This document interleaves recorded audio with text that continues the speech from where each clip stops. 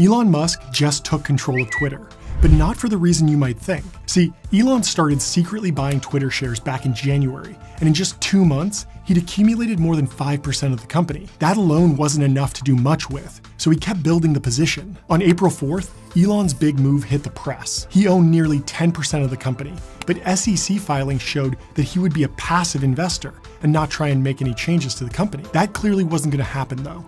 Elon had already been tweeting constantly about how to change the service. Clearly, the pressure was on at Twitter HQ, so by the end of the day, they had publicly invited him to join the board of directors. A board seat would give Elon real control over how things get done.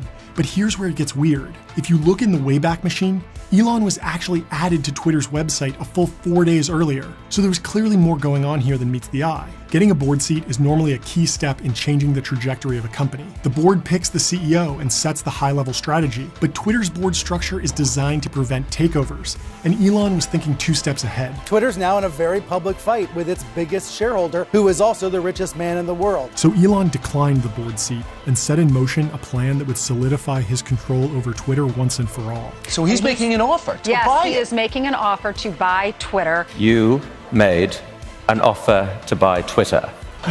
Why? In order to understand Elon's plan, we have to dive into his mind and dissect his motivations here, because without understanding why he's doing all of this, it's impossible to predict exactly how it will play out. There are 3 main motivations for this type of corporate takeover, so let's go through them one at a time. Let's start by level setting. Elon Musk is by far the richest person in the world. He has over $250 billion stockpiled from huge wins with Tesla and SpaceX, so it wouldn't be crazy to say that he's motivated by money. Twitter's value as a company has been stagnant for years now. The stock price really hasn't moved much over the last 9 years, but during that time, Elon has increased Tesla's share price by more than 30x. So if Elon could turn Twitter into a high-growth tech stock, certainly he could make a lot of money, right? Well, it's not quite that simple. See, at $30 billion in market cap, Twitter is still a pretty small company, at least by Elon's standards. Buying the entire company would cost him around 10% of his net worth. If he then doubles the value of Twitter by improving the service, he's only 10% richer. He would need to completely reinvent the company in order to make a meaningful profit. And he has way better opportunities in front of him with SpaceX and Tesla. If he can just deliver the Cybertruck a little bit earlier than expected, he'll probably increase his net worth by more than he ever could by turning Twitter around. It's also surprisingly difficult to buy 100% of the Twitter shares, even for Elon. Sure, he's worth $250 billion on paper, but he can't convert all of that to cash overnight. He did sell $16 billion of Tesla stock last year, but he'd need even more money to cover the full $30 billion required to buy Twitter outright. He could go find a partner to help fund the purchase, but that might be tricky because then he would have to give up some control, and banks aren't likely to lend him enough money to do a full buyout. Most banks cap their lending at 6 times earnings, but Twitter trades at 60 times earnings, so debt could really only cover 10% of the sticker price. Now that Elon has made an offer to take Twitter private, lots of people are speculating how he'll pull together the money he needs to get it done. But Elon's a resourceful guy, and even if he has to take out a massive loan against his Tesla shares, he'll do it. At the end of the day, this battle is about more than money to him, so we can rule out pure profit as the main motivation here. It's just too complicated and wouldn't make a significant impact on Elon's total net worth. But maybe it's just a flex. Billionaires love to buy fancy things, and what's fancier than owning an app that 200 million people use around the world? Elon has said that he wants to get rid of his material possessions. Perhaps owning Twitter would give him more clout than competing with Bezos to build the world's largest yacht. I mean, Jeff Bezos and Elon Musk have a long history together. Blue Origin and SpaceX are constantly duking it out to reach new milestones and win splashy headlines. And Jeff Bezos did buy the Washington Post in 2013 for $250 million. So maybe Elon wants to one-up Jeff in the media world and show him who's boss. Twitter might cost 100 times more money than an old newspaper company, but it certainly has a bigger impact. There are 2 main ways to look at the value of Twitter. You can look at it like a business, or you can look at its impact on the world. For most companies, these 2 metrics are usually pretty closely aligned, but not for Twitter. Major news breaks first on Twitter. Journalists, celebrities, billionaires, and even tech YouTubers hang out there. But as a business, Twitter has been struggling for years. The company is so behind on monetization that Mark Zuckerberg once said, "It's as if they drove a clown car into a gold mine and fell in." Twitter's impact on the world is unquestionable though, so owning it would be the perfect gift for the man who has everything.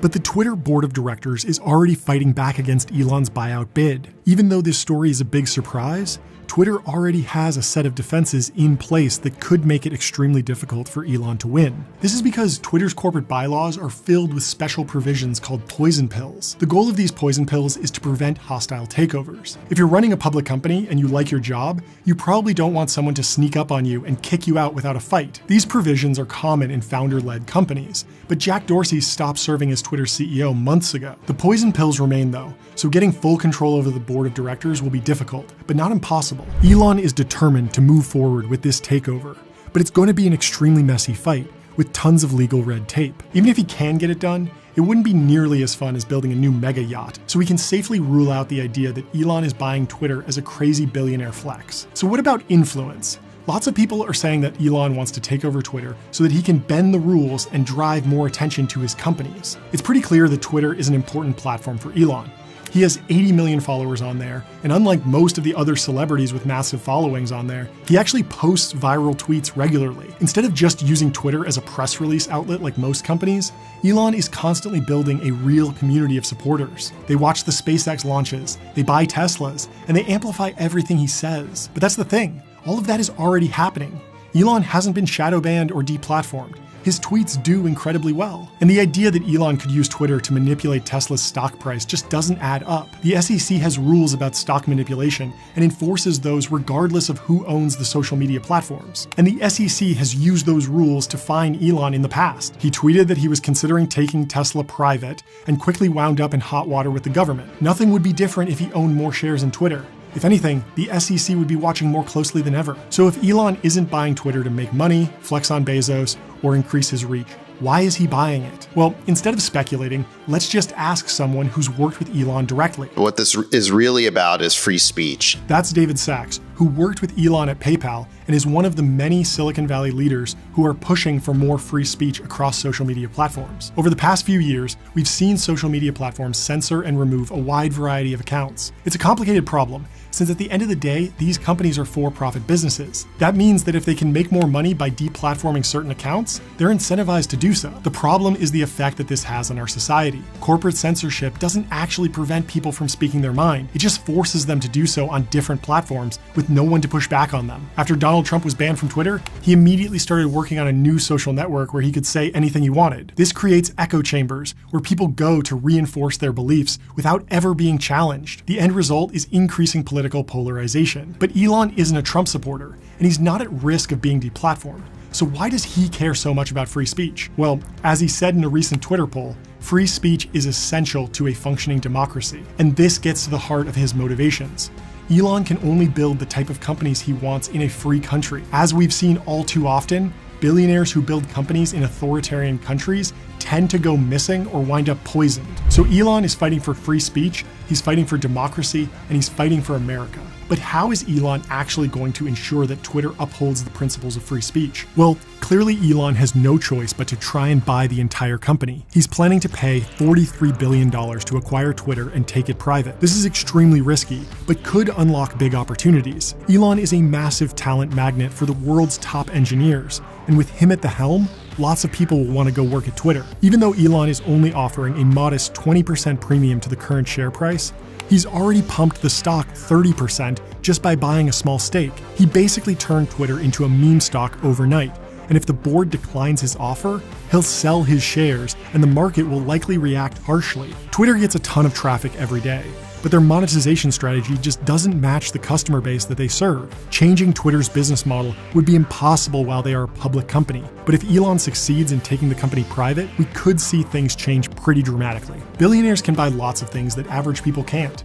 Yachts, space companies, and even fine art. At least that was the case until channel sponsor Masterworks.io came along and unlocked fine art investing. Typically, you have to be extremely wealthy to build a real portfolio of fine art, but Masterworks changes that by allowing you to invest in world-famous artworks from Banksy, Monet, and other iconic artists for just a fraction of what these pieces typically cost. This is important because contemporary art prices outpaced the S&P 500 total return by 164% from 1995 to 2021. The entire category has historically required millions of dollars to access, but Masterworks has a secondary market where you can trade shares in fine art just like buying a stock on a trading app. Getting set up with Masterworks is extremely easy. You just create an account on their site, browse their artwork, and then start diversifying your portfolio with one of the most stable assets around. I like Masterworks because it unlocks an entirely new market, and it actually teaches me something in the process. They have these really interesting videos about the history of the artworks on their platform. For example, I recently watched one on Kusama, who I'd heard of, but I had no idea that she was committed to a mental institution in 1977. I love hearing stories like that,